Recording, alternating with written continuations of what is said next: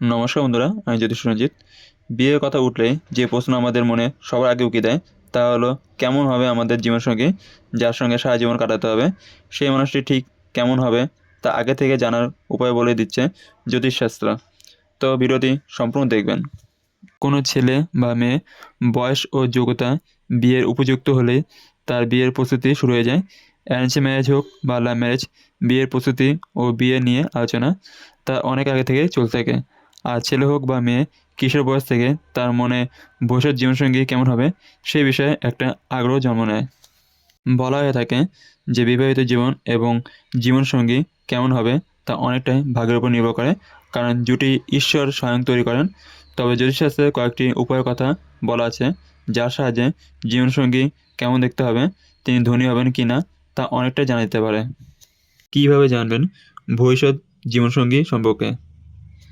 1. কুষ্টির সপ্তম ঘরে চন্দ্র উপস্থিত থাকলে জাতক জাতিকা সুন্দর ও আকর্ষণীয় চেহারা স্বামী বা স্ত্রী লাভ করেন। কুষ্টির সপ্তমে চন্দ্র থাকলে জীবনসঙ্গী চোখ বড় বড় ও আচার ব্যবহার শান্ত হবে। 2. কুষ্টির সপ্তম ঘরে রবি থাকলে জীবনসঙ্গী হবেন তেজি ও সাহসী। এদের চেহারা শক্তপোক্ত ও কথাবার্তায় গম্ভীর প্রকৃতির। 3. জ্যোতিষশাস্ত্র অনুসারে মঙ্গল হলো রাগী গ্রহ, সেই কারণে কুষ্টির সপ্তম ঘরে মঙ্গল থাকলে আপনার মাঙ্গলিক দোষ আছে, এমন জাতক জাতিকার জীবনসঙ্গী হন রাগী ও রকচটা ধরনের। 4. জ্যোতিষশাস্ত্র বলেছে কুষ্টির সপ্তম ঘরে বুধ থাকলে জীবনসঙ্গী হবেন দারুণ রোমান্টিক।